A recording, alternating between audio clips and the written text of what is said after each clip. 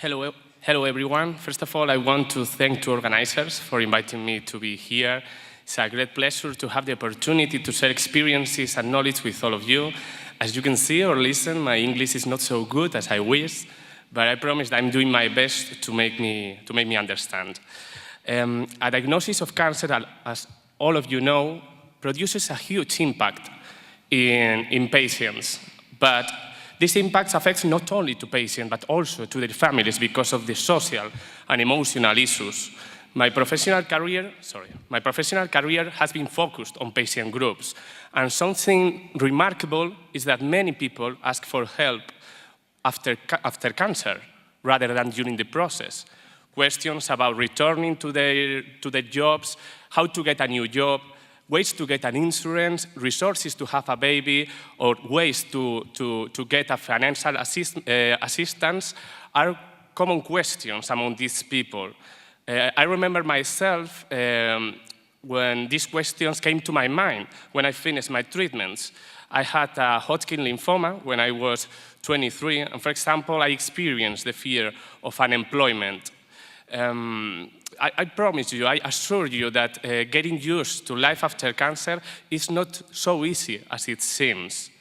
Before cancer, I felt that I had everything controlled in my life, that I knew what I wanted to do.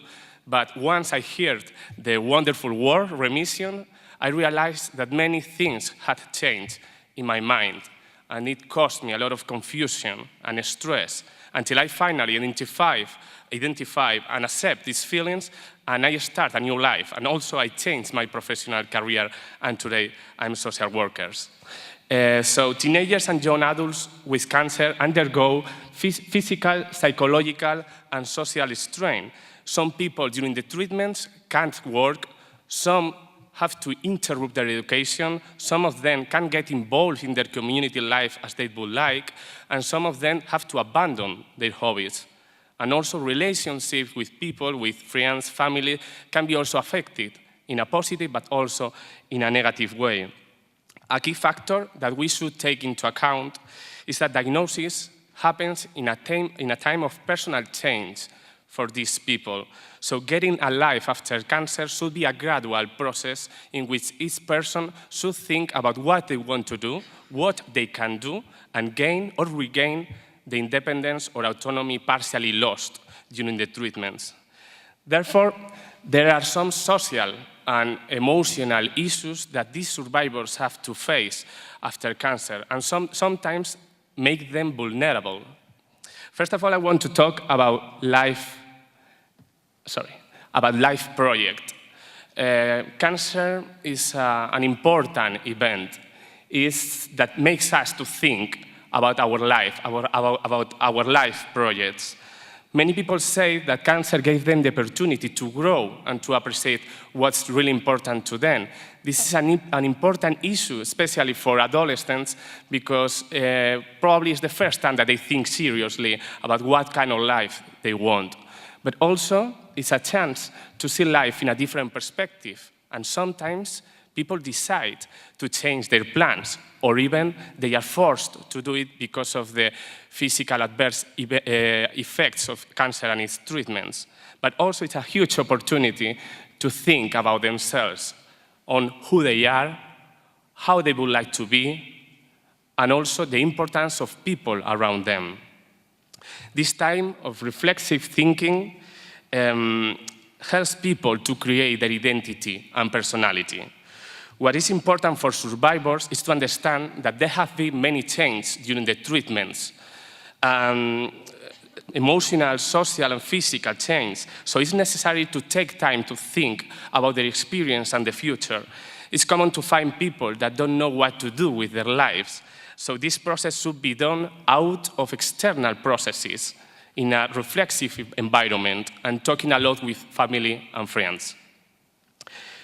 Patients groups plays an important role in this process because they can put in contact to young people and adolescents, and it helps them to identify the feelings and thoughts and reduce the feelings of loneliness. However, not all changes come at will. Cancer might have Sorry. Well, there's a mistake, I'm sorry. Cancer might have some unwanted consequences, like, for example, infertility, and people should feel prepared to face them. The consequences on infertility includes personal suffering and social issues, and it can produce the loss of the imagined life and the loss of the control over one's life. So survivors in these situations have to have access to comprehensive information about fertility treatments and options, and also to have access to psychological support if it's needed. Also, it's important returning to work. It's one of the main issues on life after cancer. Work helps people to get independence and autonomy. And this is really important after cancer because young people need to leave behind the disease and start a new life or get back to the life they had before being diagnosed. Returning to work is a part of the emotional and social recovery, but on the other hand, people should feel emotionally prepared before starting to work. Some reports say that survivors of this type of cancers are more likely to be unemployed than those with no cancer history. And this is the reason why many people decide not to talk about the disease in job interviews or at the workplace. What is clear, I don't know what's happening with the presentation, sorry. What is clear is that today there are employers that don't hire people with cancer history or don't promote them because probably they think that we are not emotionally or physically prepared to do our job properly. The prospect of cancer return also is an important factor, but there are other issues that may affect our professional career. Don't forget that survivors must go to medical appointments and deal with different symptoms related to cancer and its treatment. So, an absenteeism is badly valued by companies. All these things affect the survivor's ability to get or keep a job. And there is a common perception that the rules of the job market doesn't allow patients to resume normally their work performance. One of our first challenges should be to change and eliminate the incorrect and common assumptions of employers about cancer survivors, because cancer survivors can be as productive as other people, and even more, because sometimes the disease, the experience of cancer can empower people, because during this process, people can develop communication skills, negotiation abilities, or they can be more emotional maturity, or probably because we are more prepared to work under pressure. As I said before, the experience of cancer, As I said before, the experience of cancer sometimes makes people to think about what kind of life they want. Therefore, once treatment has finished, it's a great moment to rethink about their professional life. And some survivors decide to change, to quit their jobs or to change their professional careers, as I did. Blanks in CVs shouldn't worry too much to young people because they are not expected to have long work experiences, and also because there are many people like them in the same situation. And also, on the other hand, in the second place, in order to manage potential problems at work, people should know about their rights as employees. There can be different options at their disposal, like, for example, flex time, working at home, special equipments, or readjustment of tasks. What is clear is that we need to promote the reintegration, the labor reintegration for survivors, to give them the opportunity to participate and contribute to society. In the third place, I want to talk about returning to school. Some studies say that the ability to return or maintain educational pursuits after cancer diagnosis improves the quality of life of patients, reducing the social isolation and increasing the self-esteem. But getting an education after cancer is not always possible. According to a report by Parson et al. Published in Journal of Clinical Oncology in 2012, patients with more intensive treatments, those with lower levels of education, and those with higher levels of comorbidities were less likely to return to full-time employment or school at follow-up. What we have to do is to promote support resources for survivors to get an effective transition from treatments to educational and occupational pursuits, considering that this population is at a stage in life when completed education successfully will greatly influence their future. And we should also consider that some of these people have some adverse effects of cancer and its treatment, as fatigue, physical limitation, or trouble concentrating, and may affect their school outcomes. So it's really important to give them a close support in order to avoid cancer having a negative impact on their careers. Probably take some time for adolescents and young people to think about their educational projects and plans after treatment. The experience of cancer can change our priority and values. So probably some people decide to achieve new things to avoid stressful situations or focus in specific areas. Some people probably choose a school near home, or others may change their educational priorities. So they need time to think, and family and friends should respect this time and give advice and support, but no pressing demands to return to a normal life. Here, occupational and educational counseling may help to take a reflexive decision. Finally, we shouldn't forget the importance of teachers to identify and prevent emotional and social conflicts. Parents, especially of teenagers, should be very close to teachers, and in this way, they will be able to act in time in case of trouble. And finally, relationship and community life. Teenagers and young adults have to reduce their social life during the treatments, and it happens in a moment in which outdoor activities and friends are more important than ever. And it can change relationship with people, especially friends. When treatment ends, each person needs to get back to their social life. It's part of the emotional and social recovery, and it provides emotional benefits not only to survivors but also to their families. But sometimes it takes more time than expected, because, as you know, recovery doesn't finish when treatment ends, and they can have feelings of loneliness, fear, or may have to face physical effects of treatments. And this can produce frustration, shame, or disappointment. Family and friends play an important role here in this process, and they have to pay special attention to unhealthy and risky behavior, like, for example, smoking or not attending classes, I don't know. Here, the first step to avoid it is to know the real reasons of these behaviors. Also, disappointment for unmet expectations regarding friendship relations. Some survivors perceive a lack of support from their friends during and after treatments, and this can produce anger or disappointment. It's really important that family, parents give them time to experience these feelings, but also to encourage them to know the reason of this perception and also the real reason of the situation, because it's really important to create healthy relationships.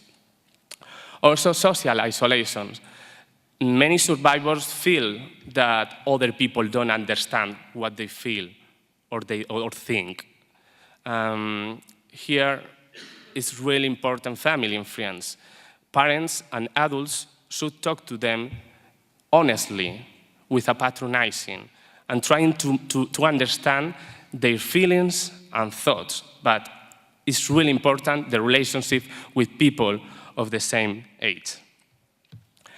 Activity limitation and participation restrictions because of the disability caused by cancer and its treatments. Being qualified as disabled led people to access to a range of benefits that in order to have equal rights to other people in educational, employment, social and cultural life.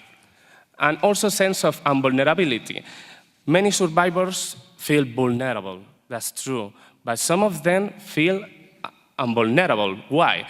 Because they think that they have won the war against cancer. I don't like this type of words, but it's in order to make me understand, okay?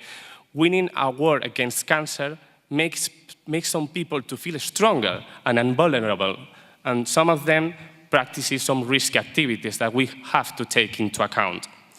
And to end my presentation, I want to highlight some challenges that we have to increase the quality of life of these survivors. First of all, to change assumptions, common and incorrect assumptions related to cancer, because there is a social stigma that affects cancer patients and survivors, and it must be eliminated. Also, we need national and international laws to promote the reintegration of cancer survivors into the job market, because this is an important part of our recovery and also makes people self-sufficient and non-dependent of economic helps. We need adjustments in business practices to avoid discrimination and also accommodate people with special needs. And also more financial and care support for young people without resources. But also, But also we need more multidisciplinary health interventions from the time of diagnosis to prevent and satisfy current and future needs, and do it in a friendly environment. And really important, more specific patient groups and projects for these survivors. It's important to put teens and youngs together, because in order to share experiences and support to each other, they talk to each more openly, and it reduces feelings of misunderstanding and loneliness. And also, we need measures against practices that forbid or limit survivors to hire insurances and increase awareness in educational centers. I think that that's all. Thank you so much for your attention, and I hope to be on time. Thank you. I ask Professor Clerici and Tom Grew to come here for questions. Any questions, please? Any testimonies?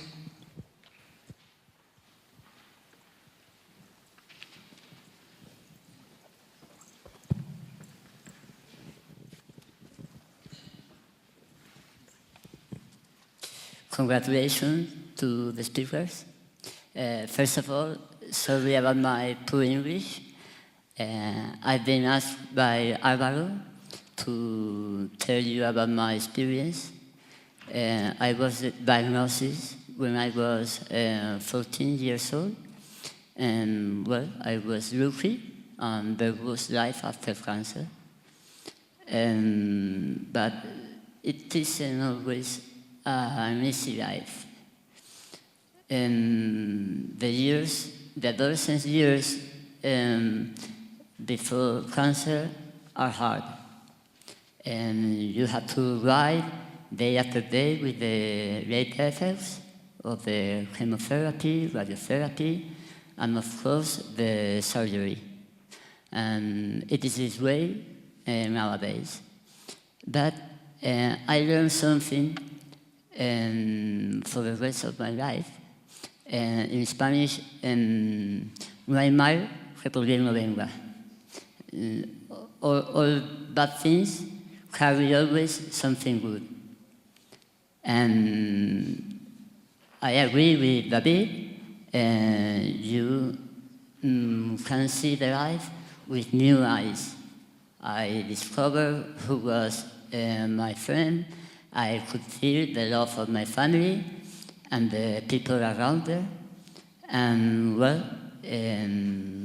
now I am oncologist pediatrician, and I could help day by day to the parents, to the children and adolescent patients, and my job made me feel very happy.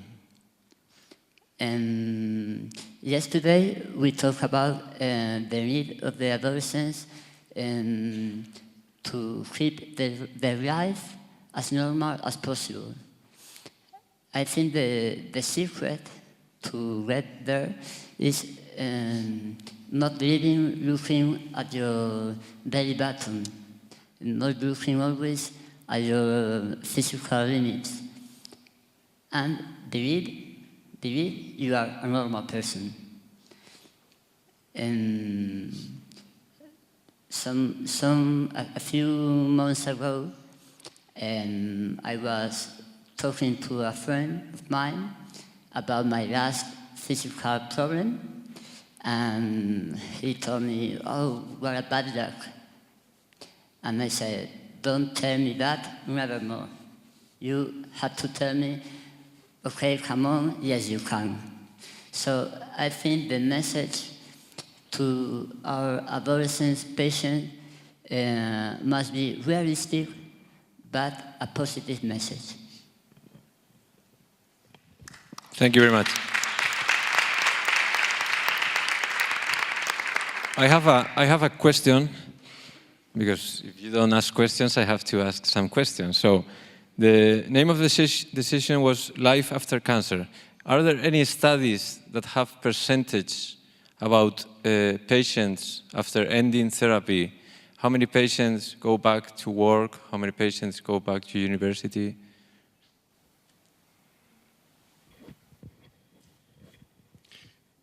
The data are very encouraging, but the problem is not overall look, but individual history. This is a problem. One person who can't go to school, to university, don't married or don't have a sentimental relationship as a problem, and we need the individual answers to these problems, not only general and statistical knowledge. This is a problem of integration between perspective of oncology and mental health disciplines. For example, if you try to publish a case report, it's very, very difficult now in oncology. In mental disciplines, is very important still now, the description of singularity. So I think the statistical data are not exhaustive and not satisfactory to help the singularity and the problem of each individual. This, I think, is true also for social science. And the problem of the patient, I think, they are unique and individual, and the statistic is not so helpful to solve the problem. But in general, the results are very good, because the quality of life, I show statistical questionnaires demonstrate a good quality of life, but the way of this is still quite difficult. Thank you very much. Andrea?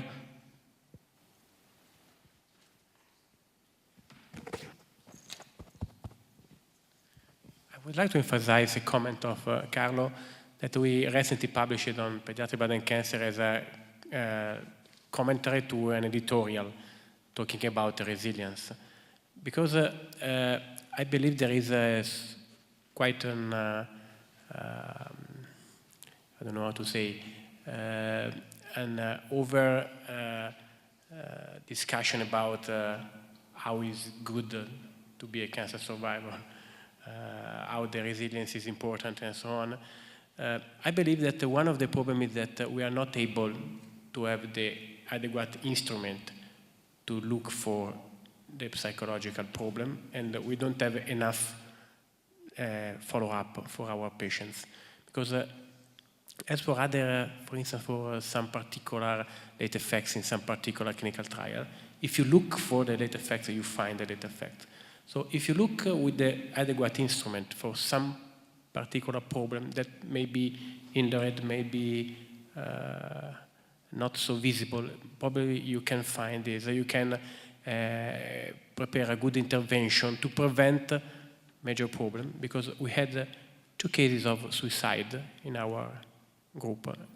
And of course, 2 out of 400 patients, as Carlos said, from a statistical point of view is nothing. From the individual point of view, it's an incredible number of problems, because 2 suicides in 2 years is really, really big problem. And so I think that we don't have the right instrument. There's another question there, and another one in the back. Thank you. Thanks for all the presentations. Thought they were really interesting.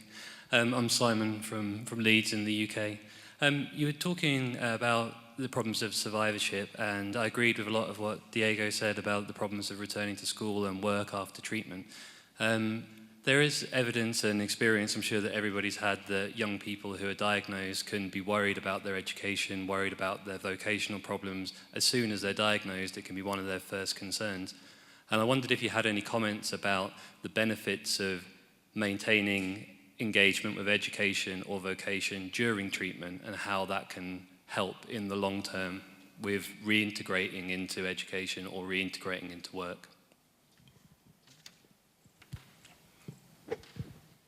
Thank you. Yeah, as I said in my talk, I was able to continue at university, but university really kept me going.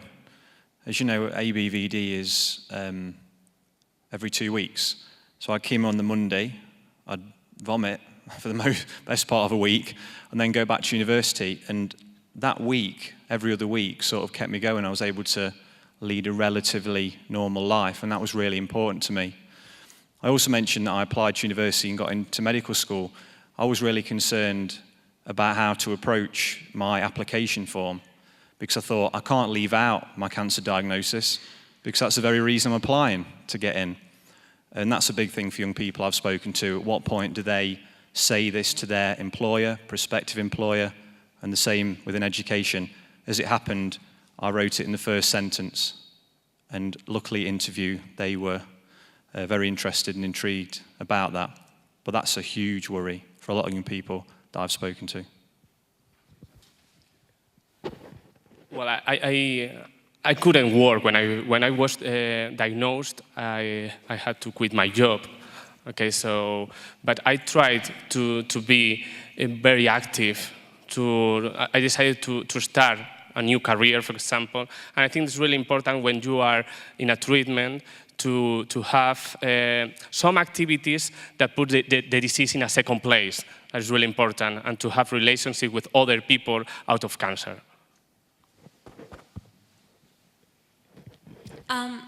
We have some numbers from Romania. 1 in every 4 cancer survivor is not in education and does not work. So 1 in every 4. And what's interesting actually, that it's in a sample of 120 young people who are part of a support group.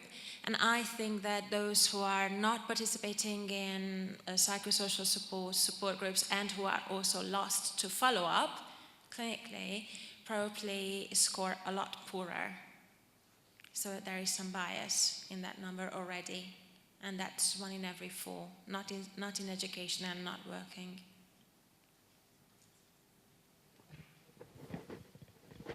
Thank you. Thank you very much.